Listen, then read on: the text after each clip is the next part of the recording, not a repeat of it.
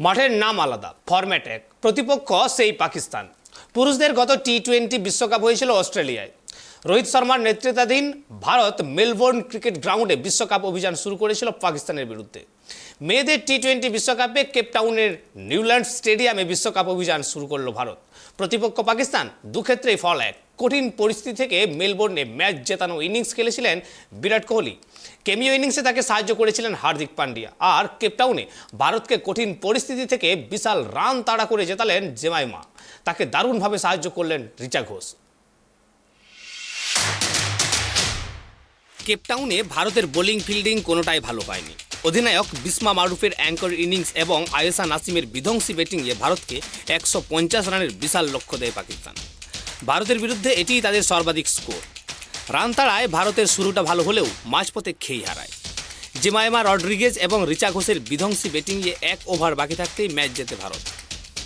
38 বলে অপরাজিত 53 রানে ম্যাচের সেরার ইনিংস জেতা জেমাইমা জানালেন, মেলবোর্নে চেজ মাস্টার বিরাট কোহলির সেই ইনিংসই তাতিয়েছিল। 22-এর জেমাইমার কথায়, ভারত পাকিস্তান ম্যাচ সবসময় স্পেশাল। টিম মিটিংয়ে এটা নিয়ে আমরা বাড়তি আলোচনা করি। এরকম রুদ্ধশ্বাস ম্যাচ দেখেই বেড়ে উঠেছি। এমসিজিতে পাকিস্তানের বিরুদ্ধে বিরাট কোহলি যে অনবদ্য ইনিংস খেলেছিল, সেই ম্যাচটা ভুলতে পারিনি। আমরাও ওই ইনিংসটা নিয়ে আলোচনা করেছি। সেভাবেই এগোতে চেয়েছিলাম। শেষ অবধি জিতেই মাঠ ছাড়ে ভারত।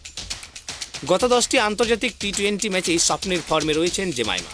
প্রতিটি ম্যাচেই 30+ স্কোর করেছেন। তবে চিরপ্রতিদ্বন্দ্বী পাকিস্তানের বিরুদ্ধে স্পেশাল ইনিংস খেললেন। তাকে যোগ্য সহায়তা করলেন রিচা ঘোষ। 31 রানের বিধ্বংসী ইনিংস খেলেন সদ্য অনূর্ধ্ব-19 বিশ্বজয়ী দলের সদস্য রিচা। জেমাইমা আরও যোগ করলেন, মাঠে নেমে তাগিদ বজায় রেখে খেলতে চেয়েছিলাম। এটুকু জানতাম পার্টনারশিপ গড়তে হবে। ম্যাচটা গভীরে নিয়ে যেতে চেয়েছিলাম। পুরোটাই দলগত জয়, তবে একটা জয়েই মেতে থাকতে চাই না।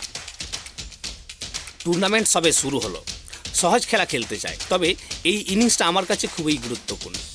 দীর্ঘ সময় এত বড় ইনিংস খেলতে পারেনি।